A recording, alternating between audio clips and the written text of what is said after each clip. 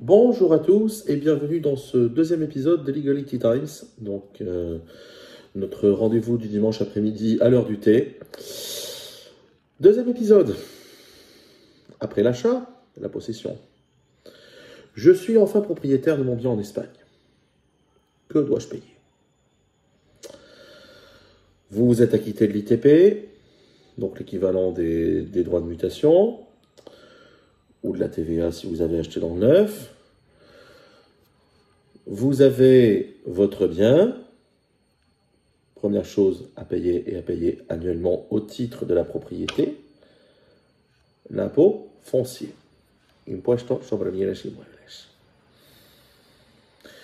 Son taux est fixé par chaque commune, par chaque municipalité. Il est applicable, je dis bien, à tout bien immobilier, y compris ce qu'on appelle les terrenos rústicos, c'est-à-dire les biens situés en campagne, et y compris les biens non construits. J'ai une cliente sur Ibiza qui s'est étonnée d'avoir eu une information de la part de sa gestoria, c'est-à-dire on appelle ça en anglais un PRO, Public Relations Officer, une figure qui est très répandue ici en Espagne, qui fait à la fois, qui sert à la fois de gestion administrative, comptable. Bon, voilà, ce sont à la fois vos yeux et vos mains avec l'avocat, bien sûr. Et c'est d'ailleurs pour ça que Trebuchet Lawyers dispose d'une gestoria interne, in-house, menée d'une main de fer dans un gant de velours par notre partenaire David Villanueva Canals, que je salue ici.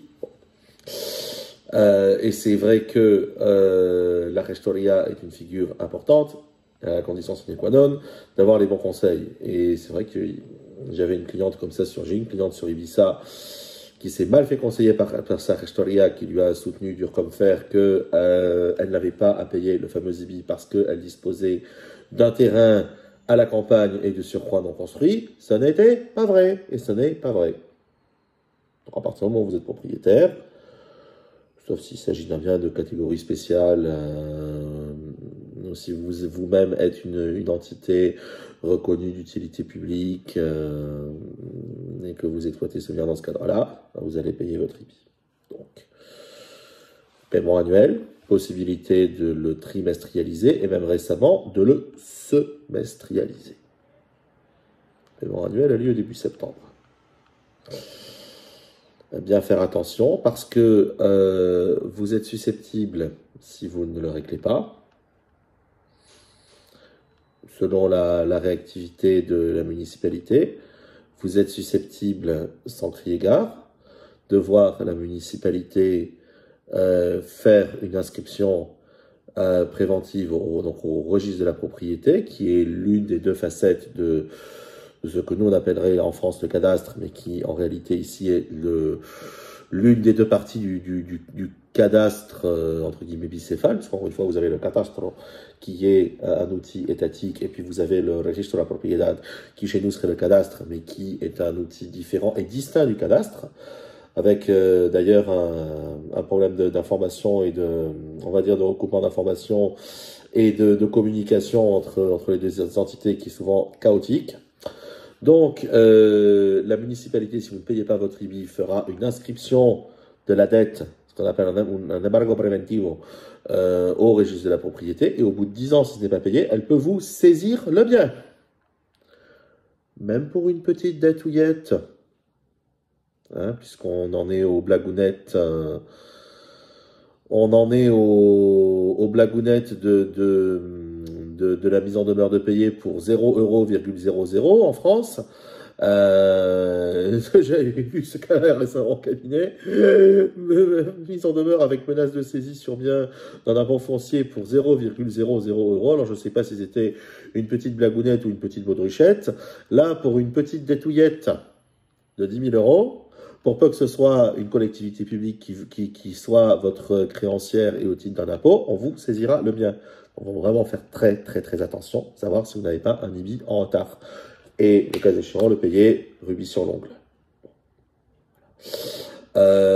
Très important, bien sûr, ça paraît tellement évident que je ne sais même pas pourquoi je viens de le mentionner, mais ayant eu également un cas au cabinet, ça paraît également évident de se demander si jamais vous ne recevez pas un avis d'imposition IBI la première année, si la transaction a bien été enregistrée au cadastre, au registro de la propiedad et au cadastre, parce que si jamais vous ne recevez pas d'avis d'imposition d'IBI, c'est peut-être que l'ancien propriétaire au cadastre est toujours censé être le propriétaire. Et le problème, c'est qu'en cas, encore une fois, de conflit registro de la propiedad cadastre, c'est le cadastre, donc le cadastre, le vrai, qui fait foi. Inquiétez-vous, par le biais de votre avocat et de votre gestor, inquiétez-vous, mais c'est le travail d'un avocat diligent de prendre les devants si vous ne recevez pas votre avis d'imposition IBI. Dans cet IBI, il y a également la taxe d'enlèvement des ordures ménagères, dont le montant peut varier. Attention parce que là aussi, grande différence avec la France, là aussi, la taxe enlèvement des ordures ménagères est exigible à part. C'est-à-dire que l'IBI est un droit réel, si vous voulez, c'est au titre d'un droit réel. La taxe enlèvement des ordures ménagères est payable au titre d'un droit personnel. Alors, ce qui est d'ailleurs pas juridiquement mal fondé, parce que si vous n'êtes pas propriétaire, vous ne payez pas votre taxe d'enlèvement des ordures ménagères, par définition. Donc, c'est payable à part.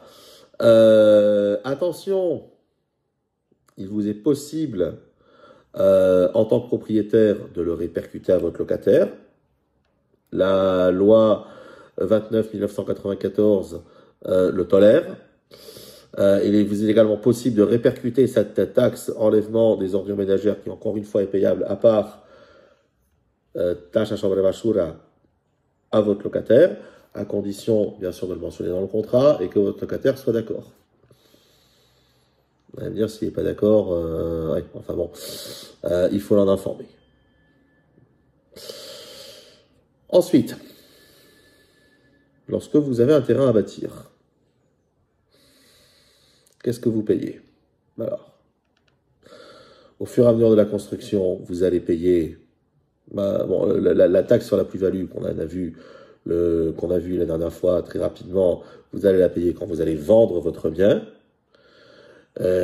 Si vous avez constitué une société type, en France on constituerait une société civile de construction-vente, pourquoi pas une société commerciale de construction-promotion. Ici vous allez simplement vous allez monter ce qu'on appelle une société patrimoniale pour du gros immobilier, une SA pour une grosse opération de construction, type hôtel, type infrastructure industrielle, etc., etc. Sinon, vous allez constituer une bonne vieille SL, ou vous allez le faire à titre personnel.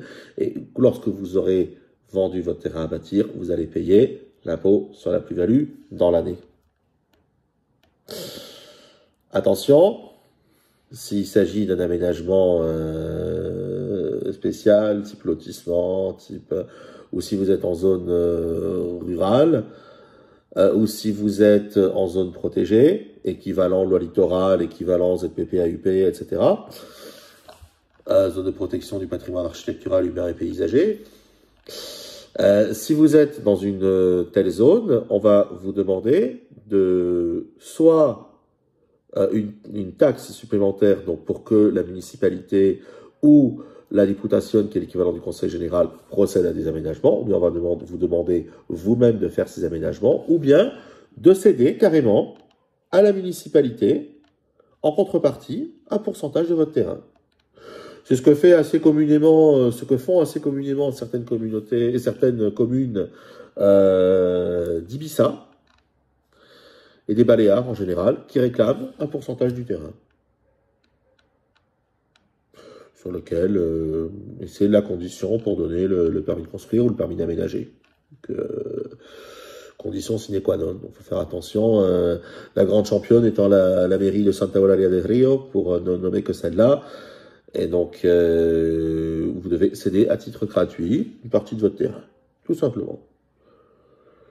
qui d'ailleurs arrange bien mieux les municipalités de spéculer là-dessus, plutôt que de faire d'aménager eux-mêmes et de prendre une taxe qui sera pas forcément adéquate, de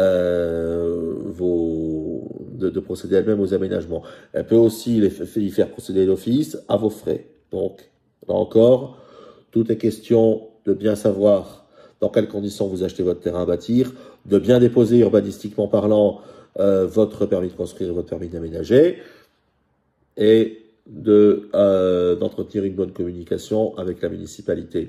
Ça, c'est pas compliqué. Il vous faut un bon avocat, spécialiste en droit immobilier, et il vous faut un bon architecte. Qui dit bon architecte et bon avocat, souvent dit bonne connexion et bonne relation avec la mairie. Sachant que, encore une fois, vous avez certaines municipalités, alors je ne les nommerai pas, mais qui se livrent un véritable racket en ce sens. Et je dis bien un véritable racket.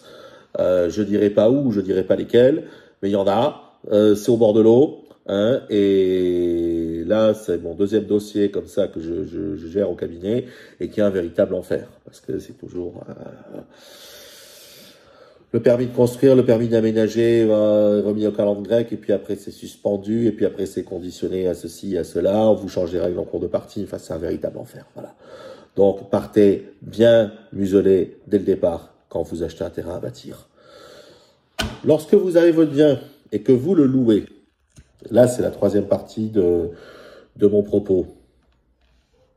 Vous allez payer votre impôt au titre des revenus dégagés. Attention, vous n'allez pas le payer n'importe où.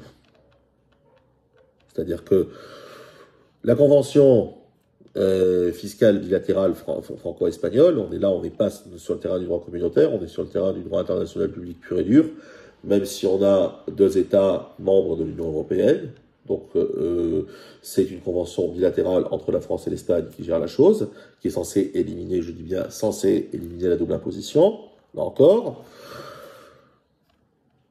vous êtes présumé payer les revenus provenant de l'immeuble qui est votre propriété au lieu où il se trouve. Mais ce n'est pas une obligation. C'est parfois mieux. C'est aussi parfois une fausse bonne idée de penser que c'est mieux, mais ce n'est pas une obligation.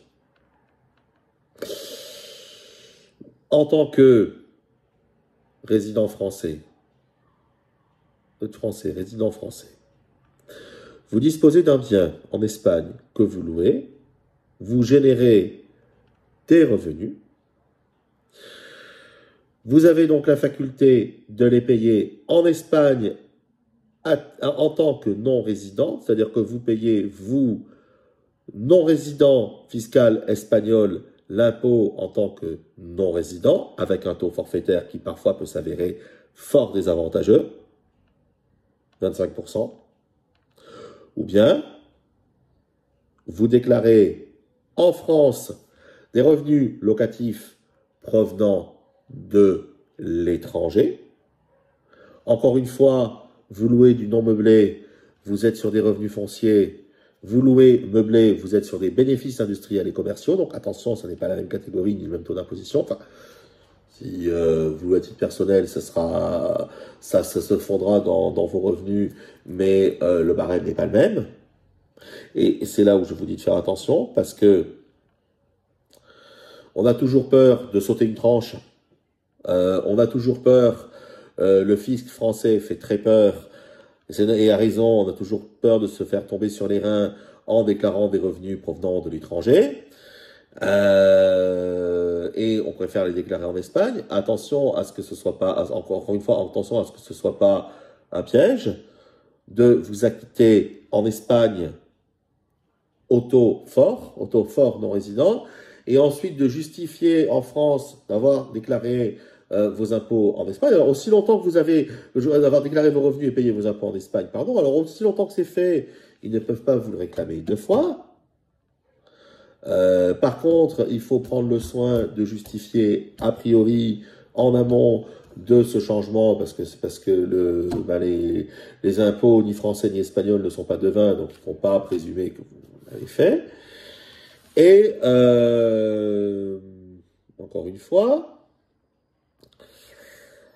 s'il s'agit d'un revenu soit qui n'est pas très conséquent, soit qui, même relativement conséquent, n'implique pas un saut de tranche dans l'ensemble de votre impôt sur le revenu en France, il est souvent pensable qu'il vaut mieux s'en acquitter côté espagnol. Seulement, ça n'est pas toujours vrai, et loin de là. Et en réalité, vous avez droit, à partir du moment où ce sont des revenus que vous déclarez, vous, en tant que résident français en France, mais provenant de l'étranger, aussi longtemps que ces revenus proviennent, et c'est là par contre où le critère de la norme communautaire va rentrer en ligne de compte, aussi longtemps que ces revenus viennent d'un État membre de l'Union européenne, vous avez droit à exactement les mêmes abattements et exactement les mêmes avantages fiscaux que s'il s'agissait de revenus provenant de France. Par contre, si vous êtes non-résident espagnol, si vous êtes non-résident fiscal espagnol, là, on s'en fichera comme de l'an 40, que vous soyez résident fiscal français, néo-zélandais, là, vous n'êtes pas résident fiscal espagnol, vous êtes considéré comme non-résident. Point. Et là, il n'y a pas de distinguo pour l'instant. Peut-être qu'un jour la CJUE tapera du poing sur la table. Pour l'instant, il n'y a pas de distinguo entre ressortissants communautaires ou résidents dans un État membre de l'Union européenne ou pas. Là, c'est la convention fiscale qui va s'appliquer de façon pure et dure. Tandis que sur votre avis d'imposition français ou sur votre barème d'impôt français, vous pouvez prétendre effectivement à des avantages fiscaux qui vont s'appliquer en votre qualité de résident fiscal français chez vous en France, mais qui vont surtout s'appliquer au titre de revenus qui sont générés dans certes à l'étranger, mais dans un État membre de l'Union européenne. Donc, pensez-y. Parce que l'idée de se précipiter pour régler ses impôts en Espagne est parfois une fausse bonne idée. En réalité, tout est cas par cas. Donc, faites étudier votre dossier. Faites étudier, même si on ne parle pas de revenus très conséquents, faites étudier chaque cas minutieusement par un comptable et par un expert juridique, de façon à savoir où il vaut mieux régler votre impôt. Sachant une chose aussi, l'impuesto sobre el patrimonio, qui est l'impôt sur le patrimoine, qui est peu ou prou l'ancien ISF français. Genre l'impôt sur le patrimoine existe également en France depuis peu, donc d'une façon assez sournoise de rétablir l'ISF. L'impuesto sobre el patrimonio s'applique en Espagne. Si vous êtes français résident fiscal espagnol, vous allez payer votre impuesto sobre el patrimonio et votre bien espagnol va rentrer en ligne de compte de l'ensemble de votre patrimoine, et y compris pour le coup le patrimoine que vous avez en France ou à l'étranger. Si vous êtes français, résident fiscal français, pensez à déclarer votre bien en Espagne pour que le calcul soit fait dans le décompte de l'impôt sur le patrimoine. Attention, encore une fois, l'Espagne est tout sauf un paradis fiscal. Et avec la législature de Pedro Sánchez et ce vers quoi on va, pour vous dire la conséquence de ce gouvernement, là il s'agit de multiplier par 2 l'imposition des investisseurs, l'imposition sur la transaction patrimoniale des investisseurs, donc l'ITP des investisseurs qui seraient non résidents UE, non citoyens UE et qui investiraient en Espagne. On est chez les fous. Voilà, aussi simple que cela. On est chez les fous. Donc, ne pensez pas être à l'abri du matraquage fiscal en Espagne à partir du moment où vous commencez à posséder 3, 4 ou 5 propriétés d'une certaine valeur. Ce n'est pas vrai. Ce n'est pas vrai. Et l'impôt sur le patrimoine, ou l'impuesto sobre el patrimonio, qu'il soit en Espagne ou en France, c'est quelque chose de conséquent, c'est quelque chose qui peut effectivement mener à devoir de très importantes sommes d'argent à l'État français ou à l'État espagnol, et ce n'est pas à prendre à la légère. Quant au revenu locatif, quant à la plus-value, parce que la plus-value, on va en parler dans le prochain épisode, quand on verra la vente du bien, mais la plus-value, autrefois, on misait sur la plus-value en se disant que, ma foi, on l'a déclaré fiscalement parlant, là où ça nous arrangerait, si tant est qu'on l'a déclaré, ce temps-là est révolu. N'oubliez pas que les services fiscaux vous traquent fin. Ici, la EAT vous traque, ils ont les meilleurs ordinateurs du marché, ils ont les meilleures tables d'écoute, l'introduction de l'intelligence artificielle qui, entre nous, existait bien avant dans les administrations publiques, civiles ou militaires d'ailleurs, a parachevé de vous suivre dès que vous bougez une oreille. Le fisc est le pire espion qui soit. Donc, on déclare aujourd'hui, quand on fait une plus-value, quand on dégage un revenu locatif, aussi petit qu'il soit, aussi petit que soit la plus-value, on la déclare scrupuleusement. Et on ne joue pas, et on ne joue plus. Vous avez, encore une fois, chez nous, une restoria, où vous payez le juste prix, le prix de la diligence, le prix du travail bien fait, et où on vous aiguille pour une optimisation fiscale. Attention, on n'est pas des machines à frauder ni à inciter à la fraude. On ne livre pas de clés, on ne livre pas d'outils clés en main pour frauder, certainement pas. Par contre, effectivement, l'idée étant de payer strictement ce que vous devez et pas un euro de plus. Faites appel à nous et vous serez bien guidés. Et les vaches de votre patrimoine seront bien gardées. Voilà. Je vous retrouve la semaine prochaine pour un nouvel épisode. Feuilleton à l'américaine. Et cette fois-ci, c'est l'opération de vente que nous allons explorer. Et justement, la question de l'impôt sur la plus-value. Qu'est-ce que je peux défalquer? Qu'est-ce que je dois payer? Où je dois payer? Et quand je dois payer? Voilà. À dimanche prochain.